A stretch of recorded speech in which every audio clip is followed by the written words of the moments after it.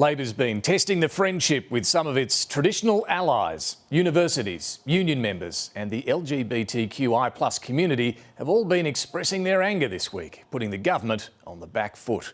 I'm David Spears. Welcome to Insiders.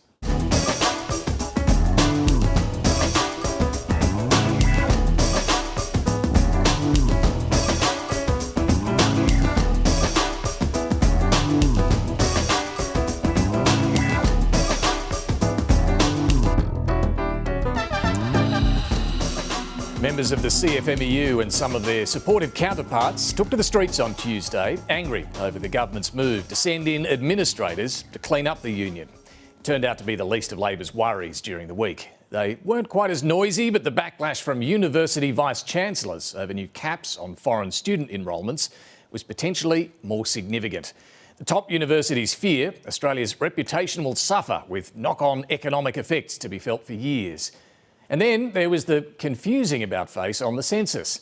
Ministers argued new questions on sexuality and gender would be too divisive. The backbench blew up and the Prime Minister backed down. Critics still aren't happy.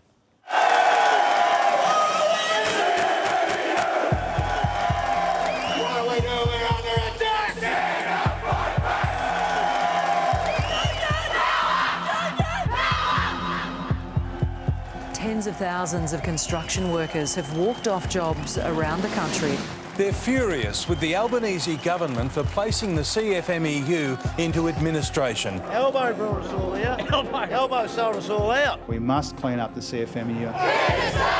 And let's be clear what Labor has done. They have passed the most draconian, anti-worker, anti-union laws this country has ever seen. Shame. Nazi comparisons and a coffin sporting the Prime Minister's face, plastered with a blunt message calling for members to bury the ALP.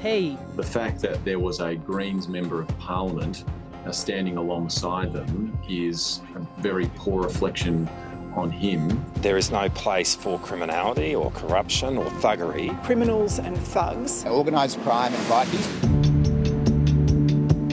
Today I can announce that, subject to the bill passing, the overall number of international students starting a course next year will be set at 270,000. International students have become cash cows for the higher education sector and a perceived burden on housing. Australia's biggest universities are warning the policy will cost them billions of dollars. Cut means less revenue, it means less students coming to Australia. The federal government is facing calls from its own MPs to reconsider leaving questions about sexuality and gender out of the next census. We should include people and we should include the LGBTIQ community. We are doing that because we do not want to open up divisive debates in the community now. The federal government has backed down on its decision. Sorry, Prime Minister, to interrupt. There will be a sexuality or sexual preference question in the census? Yes, there will, as long as the testing goes okay. Until questions on gender identity and intersex people are included, the census won't include all Australians. My guest this morning is Liberal Senator Andrew Bragg, the Shadow Assistant Minister for Home Ownership. First, let's check what's making news. In the 9 newspapers, David Crowe reports a national nursing shortage is wrecking plans to improve aged care, with the deficit likely to double by 2030.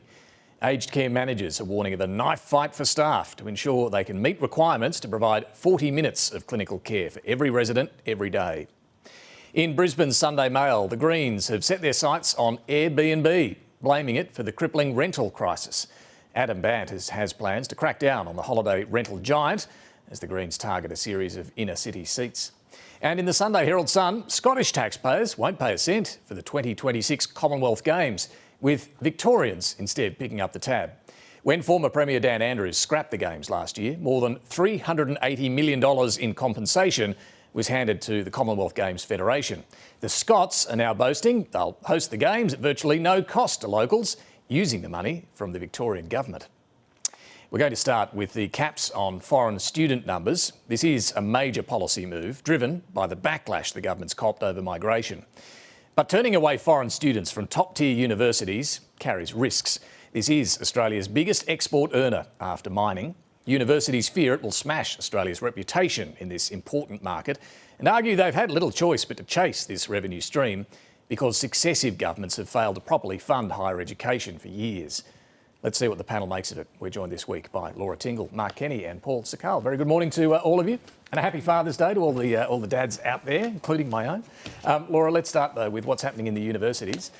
It's different for each university. They get a different cap, and the idea is that the regional unis might even be able to have more foreign students. But overall, what's the impact likely to be on the sector? I think the overall impact is going to be pretty profound, David. As you say, the reputational issues as a starting point. Let's just remember that the previous government threw all the students out when COVID hit, then sort of desperately put in measures in place to bring them back. Now we're saying that we will have fewer of them. And I think the idea that by cutting the numbers going to the top tier universities will just help boost the regional universities is probably a bit fanciful, because people come to the top universities because they want the quality on the degree. They want that prestigious university on a bit of paper. So that's not going to really work. But this is really about, as a lot of people said, about an immigration policy, not about a higher education policy. And I want to come to that, Mark. We need to declare you work for the ANU, and that's one of the group of 8 universities that will see the biggest cuts here. We'll get to some of the concerns they've raised, but what do you think will it mean for those big universities? Well, I can, as you say, I work for a university. I don't speak for that university on these sorts of policy matters, but I think Laura's right. This does appear to be, it's about immigration and about the politics around immigration as much as the economics of it. And in fact, this may have negative implications for the economy, given, as you said in your intro, the centrality of international students and the university sector for the economy and for growth, constituting about half of growth last year. But in terms of the implications, it's a bit hard to measure at this stage. Each university has been given a number to the specific cap that it will face. Those are being fairly tightly held at the moment, and they're hard to. The implications of those caps are a bit hard to determine, because they're quite complex things, actually. There's all sorts of carve-outs and so on, so they're still working through all of that. Paul, is there sympathy though for what the government's doing, even amongst perhaps some university students? Yeah, I think that the government calculates that there is. I mean, at the top of your show, you mentioned that Labor's taking on, or they've had fights with some of their traditional allies. It takes a lot for a Labor government to take on public universities like this, particularly after the fights that the university sector had with the Morrison government. And I think Labor's doing that because they have gauged that there is public sympathy for the argument that, I guess, the social licence of universities to have as many international students as they have had is being strained. I mean, I finished university quite recently. It's not a controversial point to make among university students that there are way too many foreign students in some courses. There are some kids who are local students who sit in classes where there's big groups of students who don't speak English. That's caused a worse student experience. I also think that Vice-Chancellors, I mean, one of the only things that general Australians who are not in our world or in the university sector know about universities is that Vice-Chancellors make a lot of money. I don't think they've made the public argument for why their sector needs to be protected, and I think they've not kind of acknowledged the public mood that a huge influx of foreign students post-pandemic might be causing some strain. It's not the key driver of housing strain, but it's a factor. Yeah, look, university vice-chancellors argue that those international students have allowed them to cross-subsidise, pay for the domestic course offerings they can provide and the research and so on that they're not getting funded for properly. But the point you just made, the domestic students who are in those courses are having trouble because so many can't speak the language, and that's slowing down the course. It creates suboptimal learning environments, and it's also not fair on the international students who come here and often suffer poor mental health because they fail in subjects, they struggle to integrate.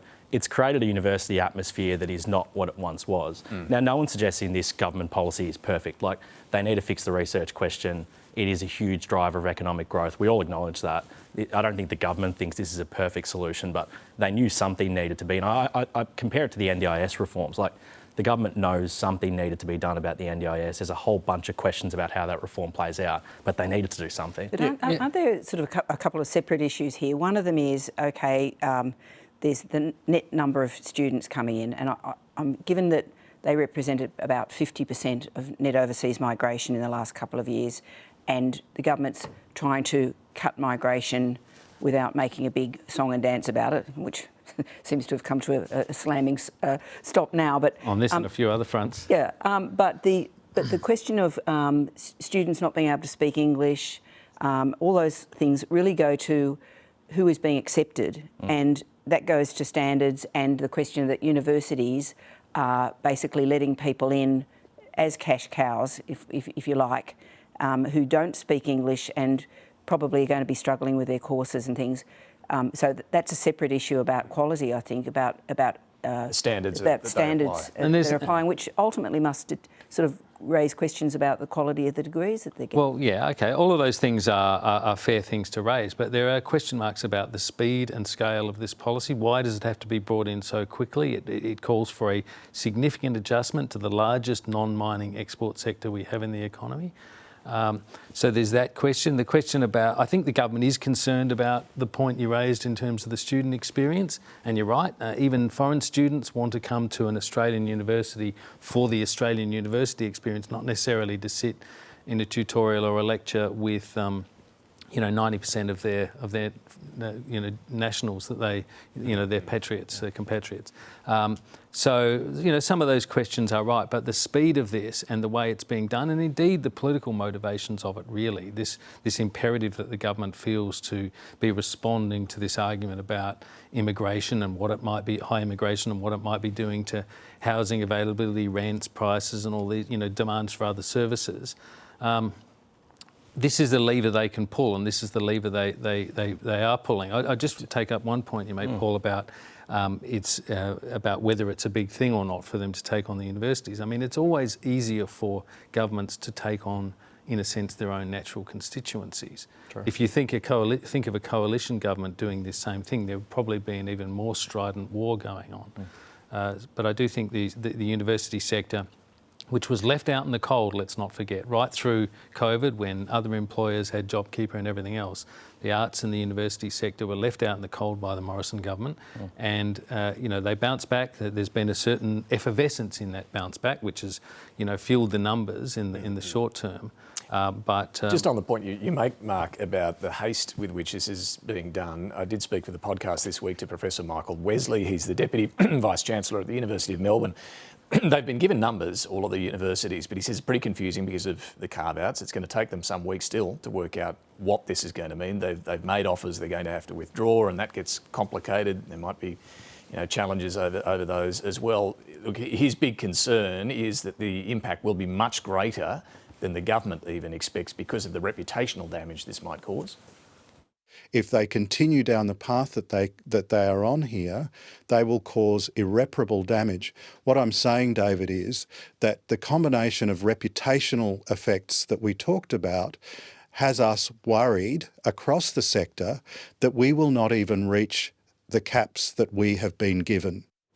You can watch or listen to that full interview with the QR codes there. Is that an overstatement, do you think, Laura, or is there a danger here that the reputational damage means some of these students, be they in China or India, wherever, are going to look to go somewhere else? Well, we really don't know, but the sort of chopping and changing is never really all that good. People are committing family life savings to getting their kids to come here. Then suddenly it's changed. There's uncertainty about people who've applied for next year and whether and have had offers accepted and all those sorts of things. I think, as Mark says, the sort of speed with which this has happened does create and the disincentive that seems to be communicated by this policy and by the visa policy, the costs. They've jacked up the visa fees. Yeah, they've jacked up the visa fees and so forth. And all of these things send the signal that it's expensive and difficult to do a degree in Australia in a Group of 8 university, and perhaps you should go somewhere else. Apologies. On the reputational risk, I think Canada moved more quickly than us on this. Justin Trudeau's government quite a while back, because of the exact same post-COVID surge, capped international students. And I think they are now seeing that there is a lower demand level because people are wondering whether they will even get in under these caps. And Michael Wesley makes the point that some of those universities are now facing insolvency. Yeah, so I think it is a big risk. They're in trouble. And look, you know, it's not just the revenue, there's soft diplomacy benefits for Australia too, of people coming here for a few years, you end up with a lifelong attachment to Australia. Absolutely massive. And then there's the question of whether this is going to do much on helping with housing affordability as well. Let's get into that and talk to the Shadow Assistant Minister for Home Ownership, Andrew Bragg. The Coalition has been highly critical of the government for the surge in migration, and it is demanding deep cuts. Peter Dutton has been linking high levels of migration to soaring rents and house prices, but will the government's announcement this week of a cut in foreign student numbers make housing any more affordable? Well, no one seems too sure. We don't know what the impact of these numbers will be on the housing market. We do know that record numbers of migrants are coming into this country, and we are very concerned. Andrew Bragg, welcome to the program. David, good morning. So what does the Coalition want to see here? How many foreign students do you think should be let in?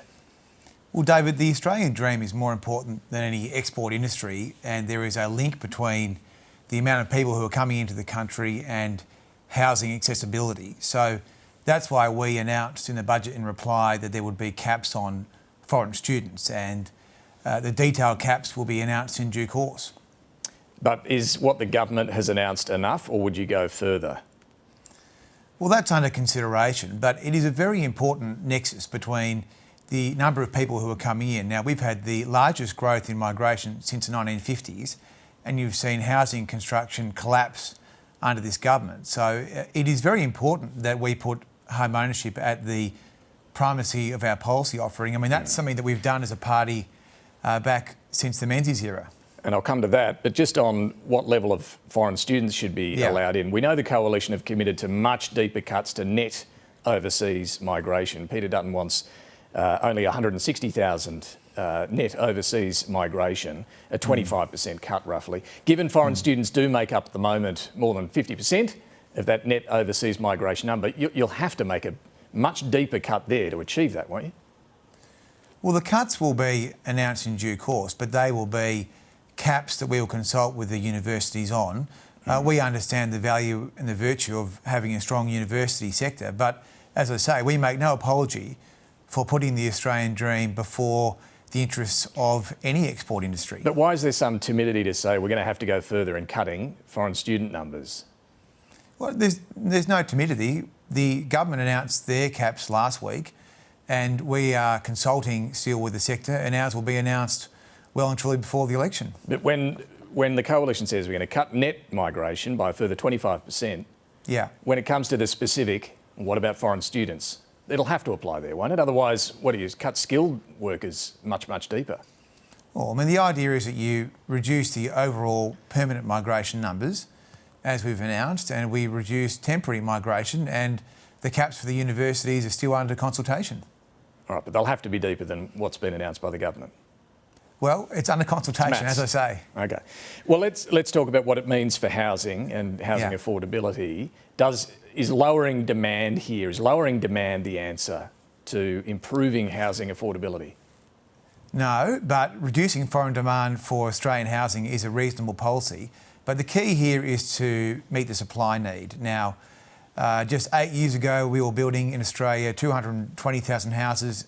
Under this year, we'll only build about 160,000 houses. So construction is going rapidly backwards. We need to build more houses if we are to house our children. But does lowering migration make housing more affordable? Well, I mean, if you let the CFMEU run the migration program and they don't let you bring in construction workers and builders, and now we all think that yoga teachers are great, but right now we need more builders than yoga teachers. And that's what we've had over the past few years with Labor. So recalibrating the migration arrangement so it's in the national interest is also going to be part of our policy. Well, regardless of what they do for a job, the question is, does lowering migration, the number, does that improve housing affordability? Well, of course, it's one of the drivers, but I'm making a comment to you about the type of people that you bring in. I mean, clearly, if the CFMEU hadn't been allowed to run the migration program, then we would have had more builders and construction workers, which would have helped us build the houses that we need. Okay, but so you want to lower demand for housing by bringing in fewer people? Foreign demand for Australian housing, yes. What about demand from investors in housing? Would that help? Well, I mean, we don't think that there's any... The focus here is trying to build the houses for Australians to live in, and then also making sure that there isn't inappropriate levels of foreign demand for Australian housing. But there's a lot more demand from investors in Australia than there is from foreigners. Would it be worth looking at that as well?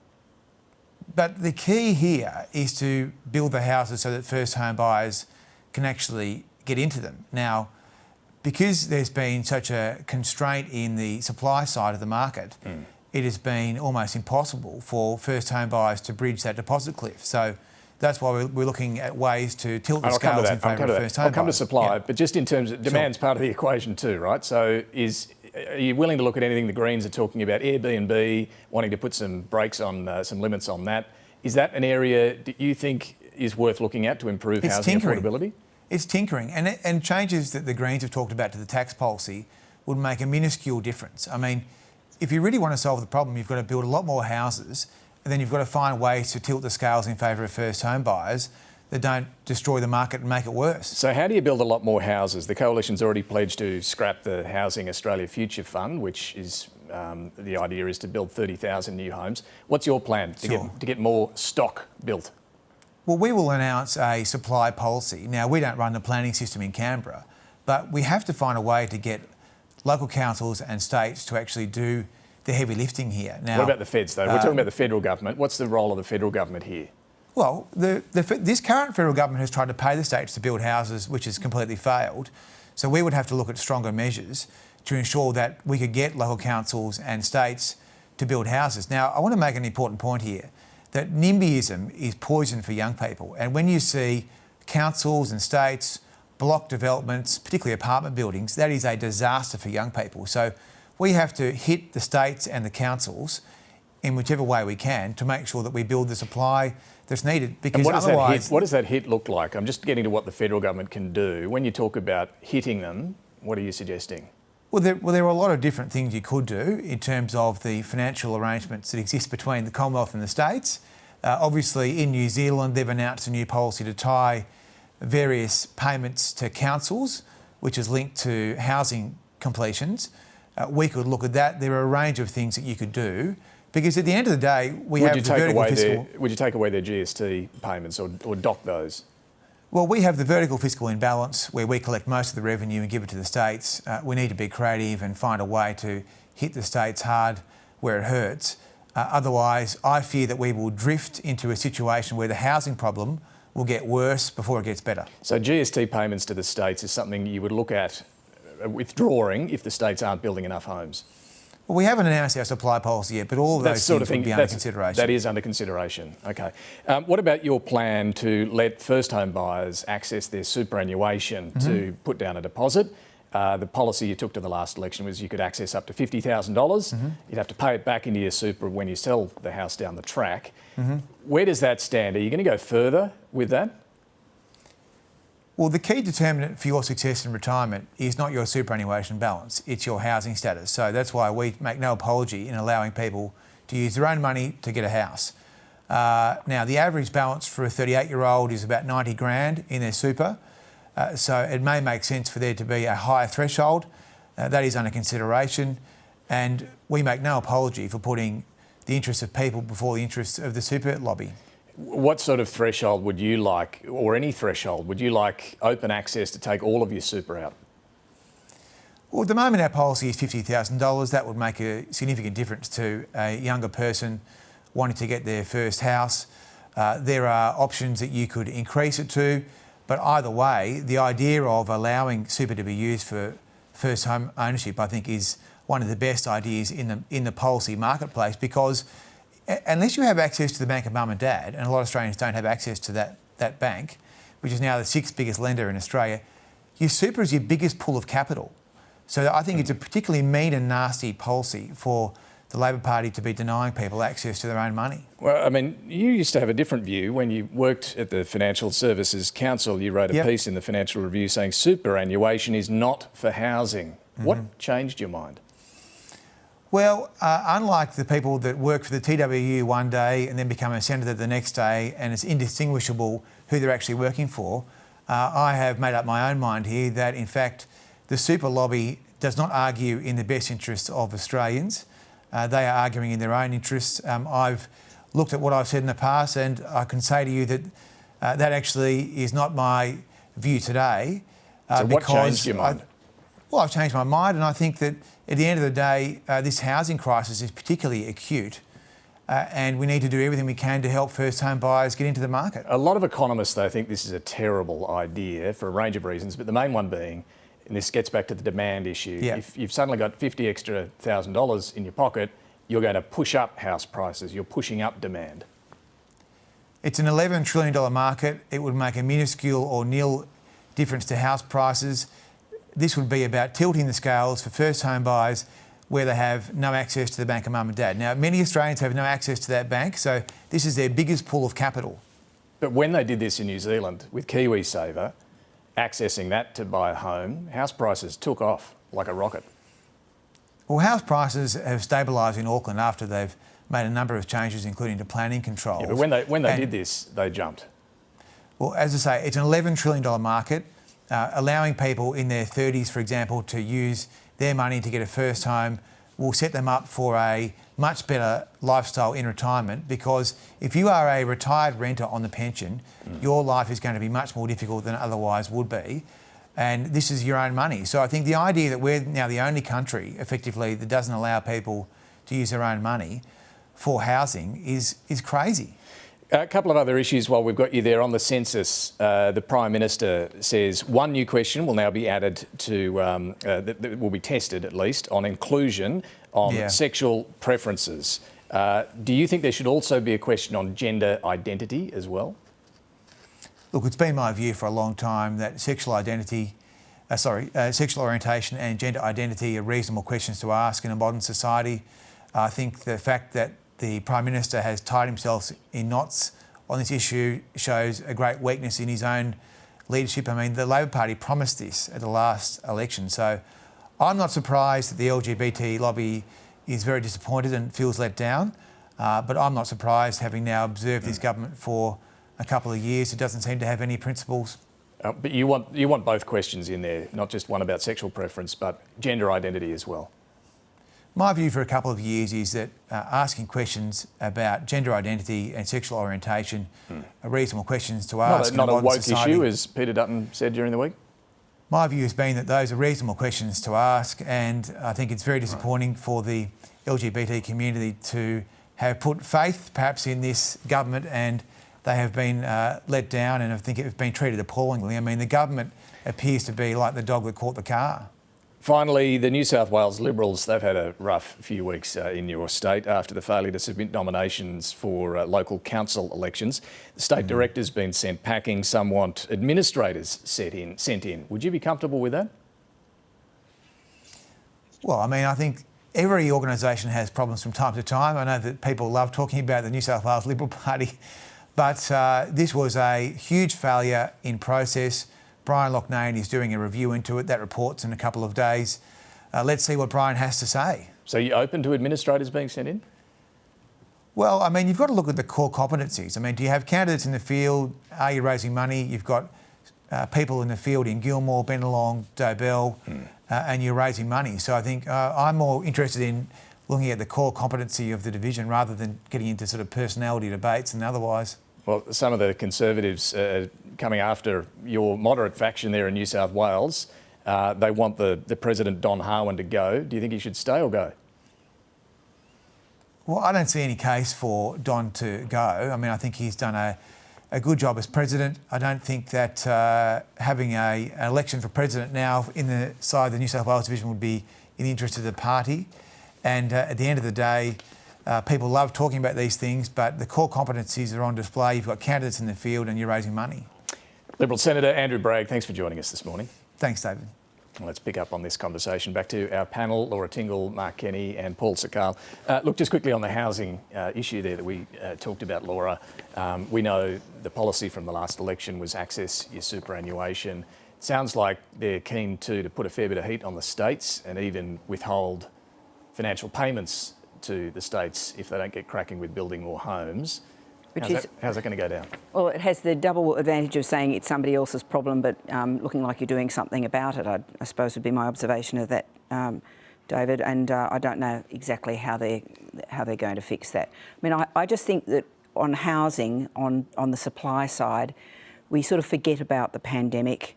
I mean, the sort of to and fro between the two sides of politics, which is it's all this government's fault, like Andrew Bragg was saying. You know, migration has skyrocketed and housing has slumped under the government. In fact, migration started to skyrocket as a result of coalition policies. It's already fallen quite significantly, by changes that the government has already made to students.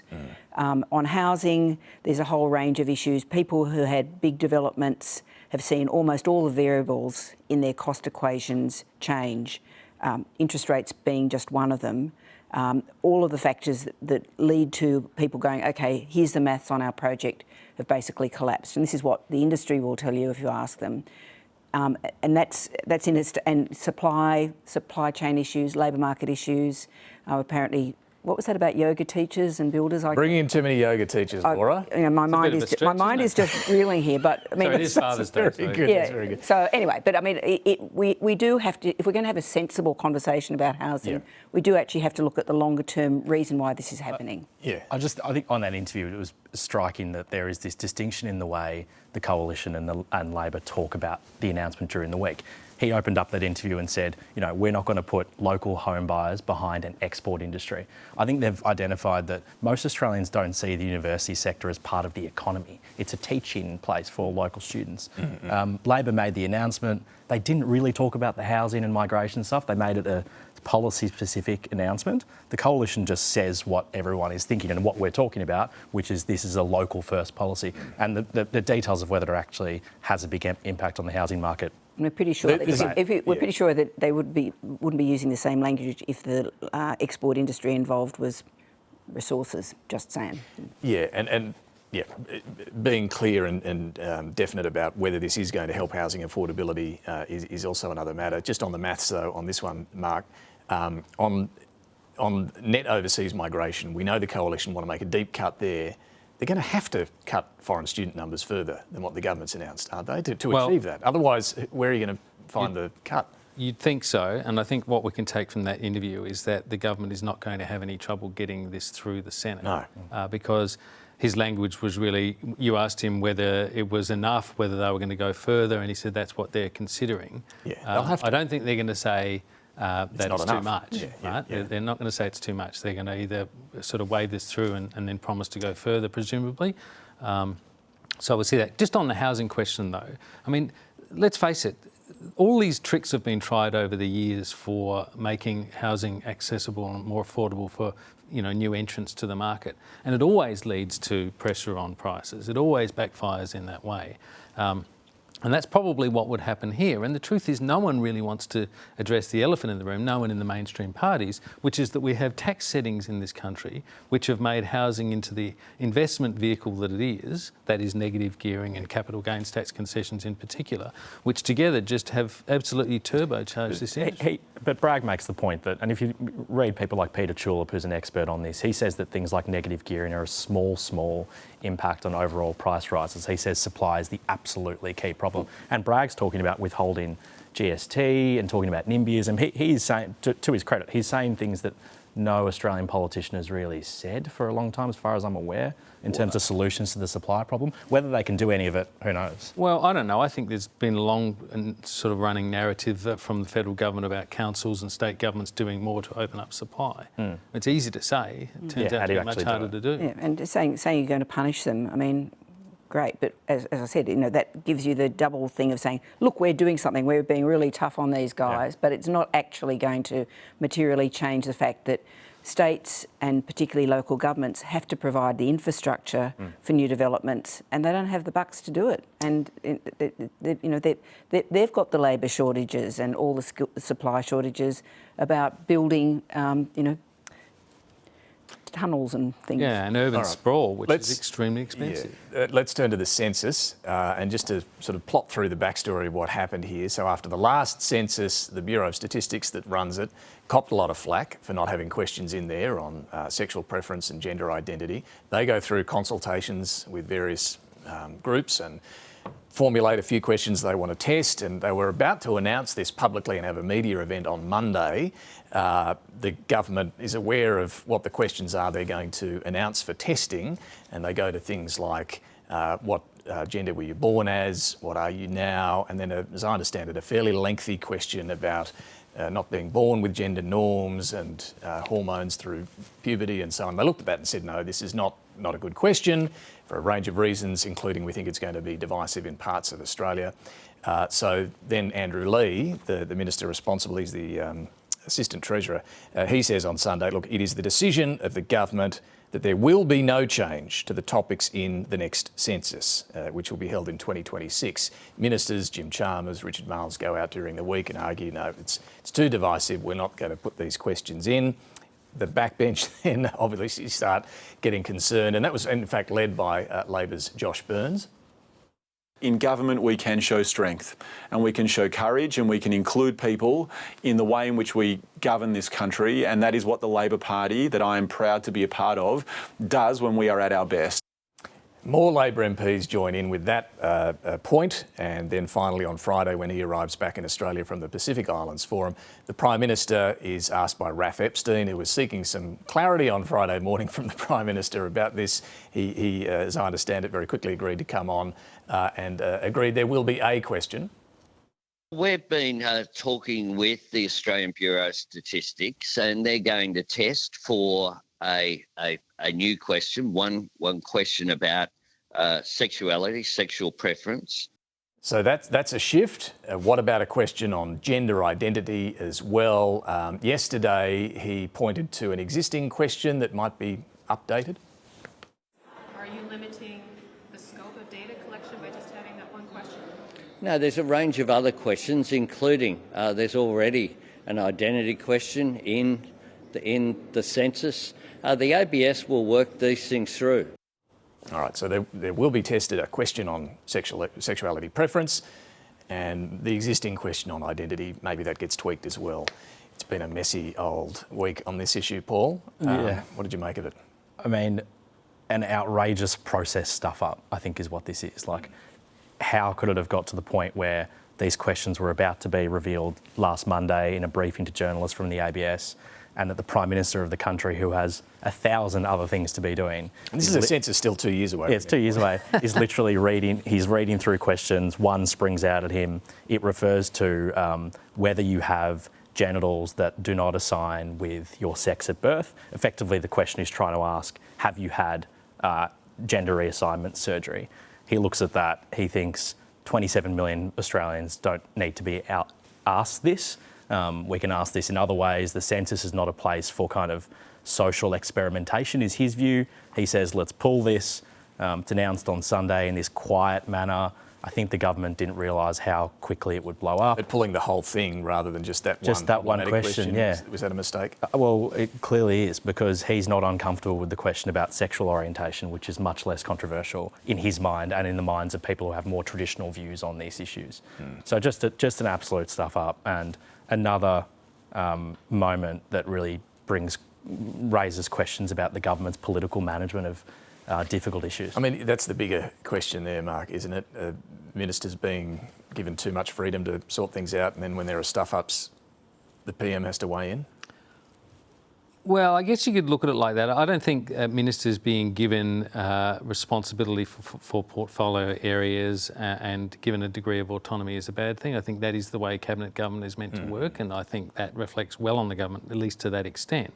But it does need to have some sort of coordination, and you need to have some sort of resolve as well. And if you've actually undertaken to a section of the community that you're going to survey for this, then you need to find a way of doing it. Now, my understanding is very similar to Paul's from talking to people, that the sort of length of the question that was proposed in respect of gender identity and the extent to which it could be seen as not exactly push polling, but sort of inviting consideration and debate about some of these things in a way, and that it was literally a whole sort of paragraph or more in the question.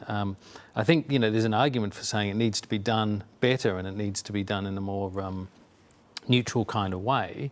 That might be one thing, but going into full retreat over it, I think for a government that already looks to be, you know, pretty timid, it's a narrative that's building around the government. You hear the opposition branding the Prime Minister weak and the government weak and insipid and so forth. This is presumably what they're picking up in their focus group testing, and I think the government needs to, you know, basically, as I heard someone say, grow a backbone on some of these questions. Yeah, I mean, to get to the nub of it here, Laura, what's wrong with having a detailed, lengthy question on gender?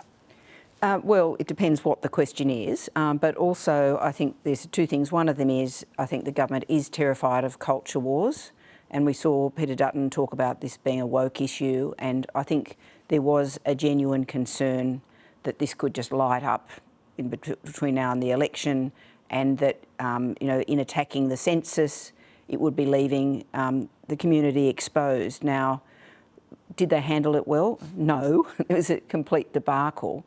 And I suppose the other point about it that struck me was in changing tack on it, you know, backflip, you know, they weren't even able to gain credit from that because it's not clear where they're going to land. So, you know, politicians over the years have been able to, Prime Ministers over the years, you know, they do come in and they do overrule their ministers when things get unfortunate and messy. But, you know, it is a question where you've got to come in and say, look, we're trying to do this. Obviously, you know, it hasn't quite worked. We're going back to the drawing board, or I've changed my mind, and make that into a positive and be confident that that's what politics is about. It is about, you know, always it's about compromise and not being afraid to say that you've, you know, you've got to look at things again. John Howard was actually exemplary at being able to do that and make a positive out of it. And I think on your point, Mark, on this broader trend of the government backing down on controversial social policy, just in recent weeks we've had the Makarrata Commission, gambling ad crackdown, which they're not going all the way on, and now this one. And on all three of them, the minister in charge being Malarndirri McCarthy on Indigenous Affairs, Michelle Rowland on gambling, and now Andrew Leigh on the census, they're not actually engaging with the media or even answering questions on the topic. They just kind of retreat. They don't explain, they don't tell a story as to why they're making the decision. They have, I think it's just exposed their struggles with communication and bravery.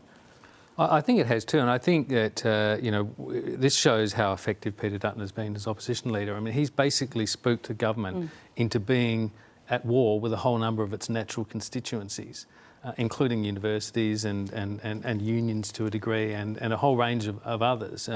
And I don't think that's going to play well for the government. Well, Peter Dutton, he did call it a woke issue during the week, said he was happy with the you know, existing census questions, but after the PM's crackdown, he softened his line. Well, I'm fine with that if the Prime Minister's got a proposal, but we hear from the Prime Minister that he's not in favour of putting a question, and now he is in favour. It requires legislation. He's had no discussion with us. Well, technically it doesn't require legislation. It's regulation, which can be disallowed in the Parliament, but it doesn't look like there'll be any issue. And certainly someone like Andrew Bragg is all in favour of having both of these questions dealt with in the census. Can I just make one further point on this? If you are a small section of the community and you're told that you are going to be measured in the census, and then the government decides not to do it, because it was in Labor's platform. Yeah, that's virtually an act of de-citizenship. You know, it's basically saying we're not going to count you because you don't count. And I think that's the message that the government ended up sending here, and I think that's very... And to Paul's point, that needed to be addressed, managed. They needed to be out there talking about why they were doing what they were doing, not leaving the community feeling. And to Laura's point, I mean, if you could actually go to get to a point and say, well, we're not going to do it this way, but we are still going to do it. Right? That's a different thing from saying, from, you know, just running off screen. And the time, like they took 5 days to acknowledge this was a problem at the top levels of the government. They could have said on Monday, sorry, we're not stripping all the questions. We see you, we hear you, you want to be counted. We are for you. We're going to do this question done in a sensible way, and we'll all get the right outcome. Let's turn to the rallies that took place on Tuesday. The CFMEU members and some other union members out there on the streets as well, angry at the government forcing the CFMEU into administration. Amongst those revving up the crowd in Brisbane at the rally there was the Greens MP, Max Chandler-Mather. When workers' rights are under attack, what do we do? Stand up, fight back. When workers' rights are under attack, what do we do? Stand up, fight back. You should be incredibly proud today. Media and the Labor and Liberal politicians will try to paint everyone here today as radicals. You'll see it in the media tonight. You'll be dismissed as radicals. You'll be defamed. Your character will be attacked. Telling an angry mob that the media are out to get you. Not to mention politicians. Yeah, those major party politicians. Yeah, I mean, there is another politician in the United States who's pretty good at that when he's in front of a rally as well. What do you think, Laura? Was that a smart move, given all that we know and see alleged about the CFMEU right now, for Max Chandler-Mather to do that? Well, no, it was not a wise move at all. I mean, the allegations about the CFMEU are serious. There have been entrenched problems in the industry, widely known for years. And finally, something is being done about this. There's been some great coverage in the last couple of days about, what, it's not just a question that you put an administrator in and everything's hunky-dory. You've still got a lot of the officials who've been sacked, some of whom are up on charges of various descriptions already, quite clearly still trying to manipulate people in the union, manipulate those rallies. So it's a really dangerous world for somebody to walk into, for starters.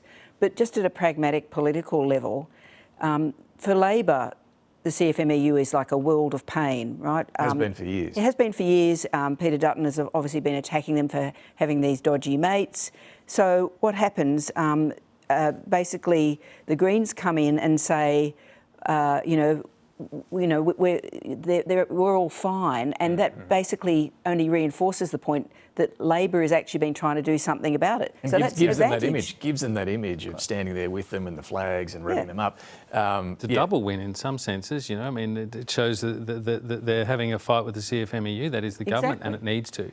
And the Greens are getting involved, which they're quite happy for that to happen as well. I mean, Max Chandler-Mather says that he's standing up for the rule of law and due process. They haven't had their day in court.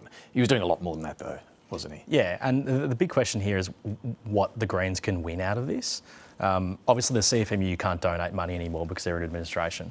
But the ETU, which is saying they're going to pull $1 million in funding from Labor, actually funded Adam Band's 2010 campaign in Melbourne. They gave him around $200,000, which was huge at the time, was a big donation for the Greens. They funded him again in 2013 and 16.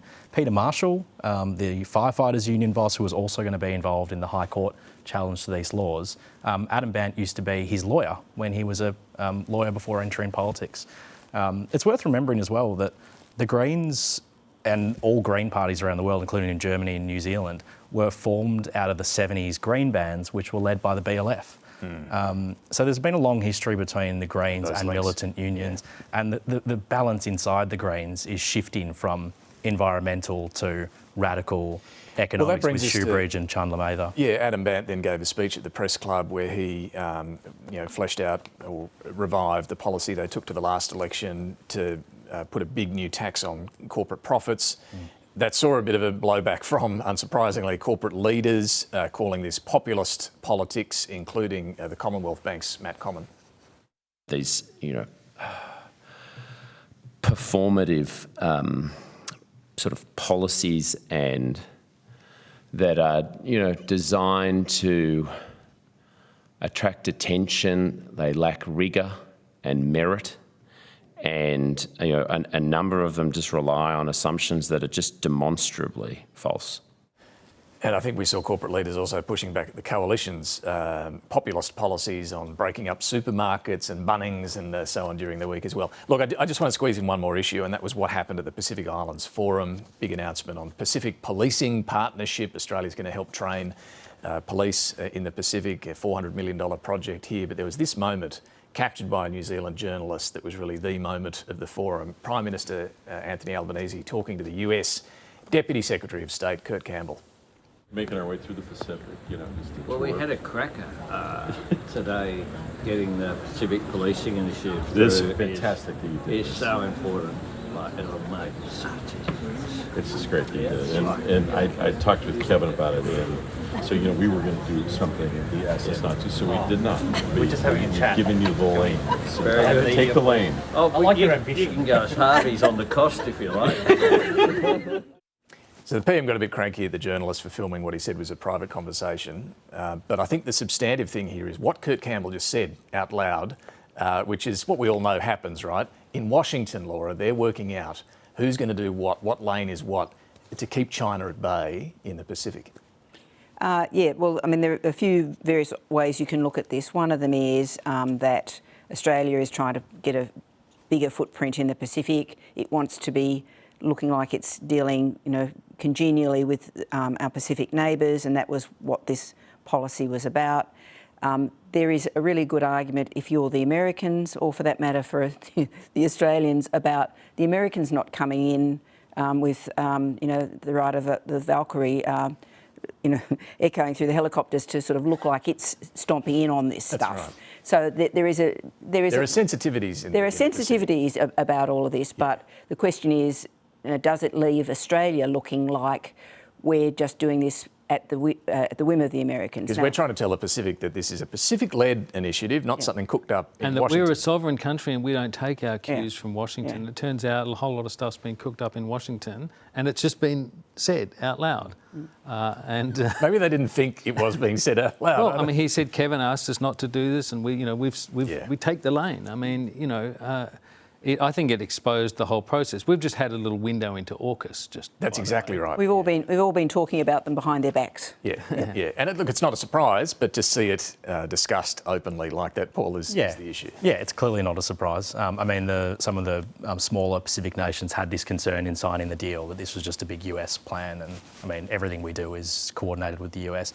I think the Prime Minister, by the way, was right to be a bit frustrated with that journalist.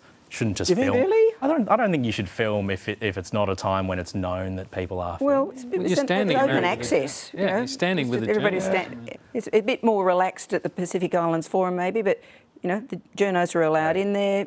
She's standing there doing like this. People with a phone are now able to post anything. I think someone's standing like this with a phone in front. Precisely. And if it had been taking a photo, there probably wouldn't have been an issue, right? But the fact is, it's sort of recording it. So, I mean, I understand your point. I like your ethics, though. That's commendable. All right, our panel, Paul Sakal, Mark Kenny and Laura Tingle, will be back shortly with some final observations. Time now, though, for Mike Bowers, Talking Pictures.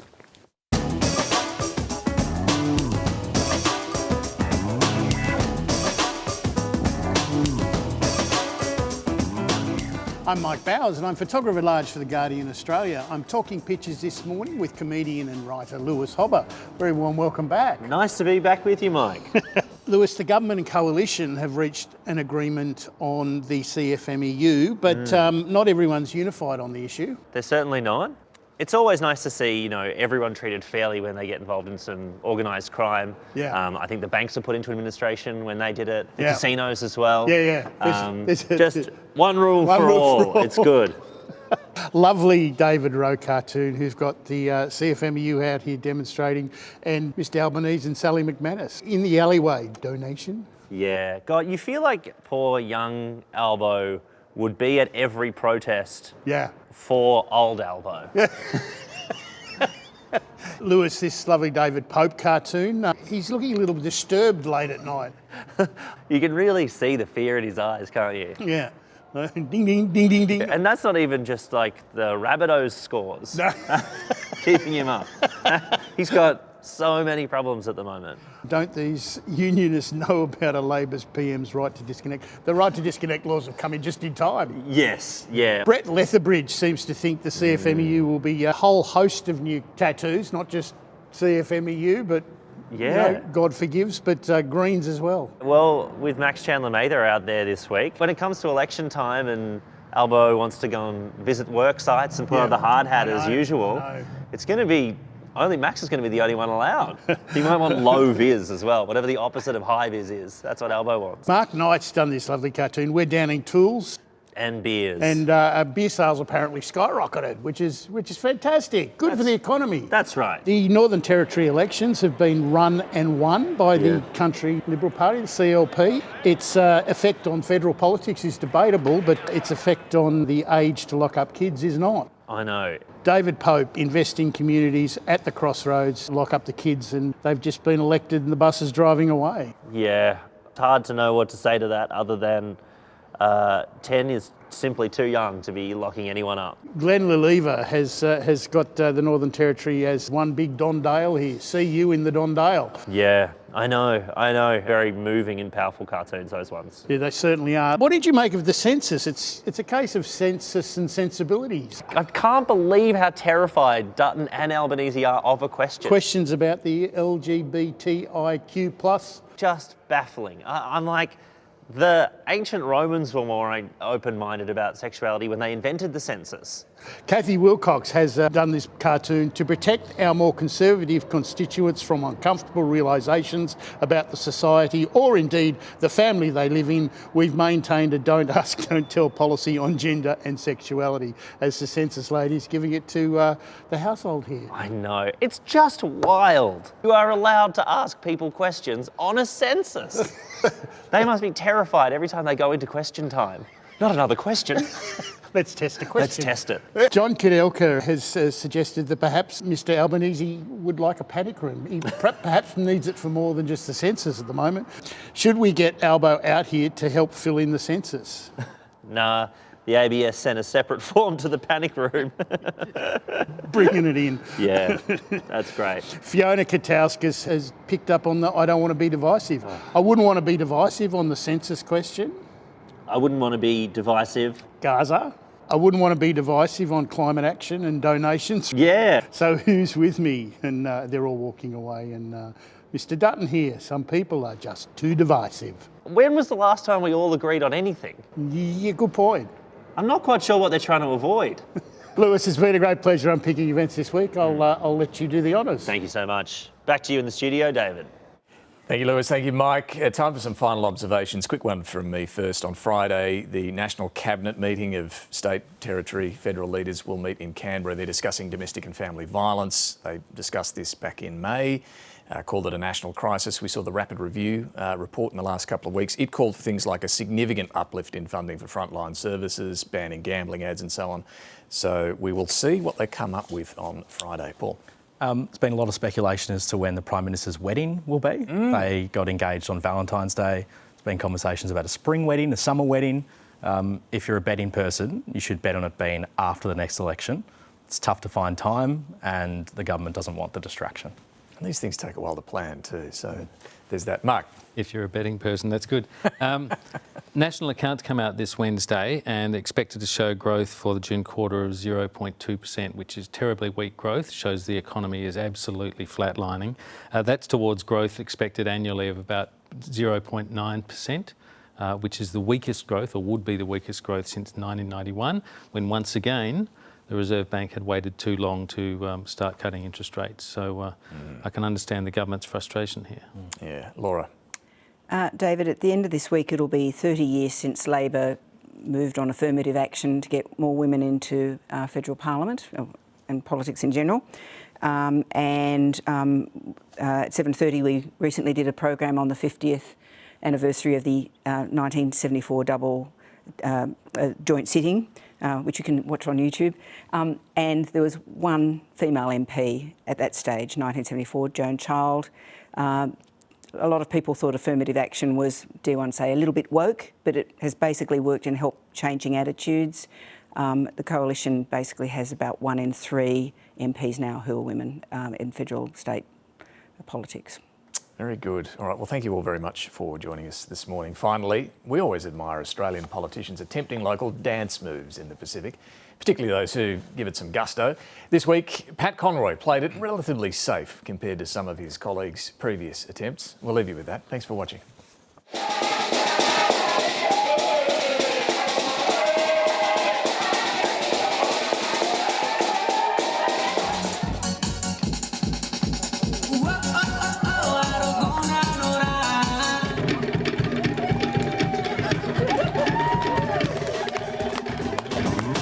Making us all feel very excited about being here.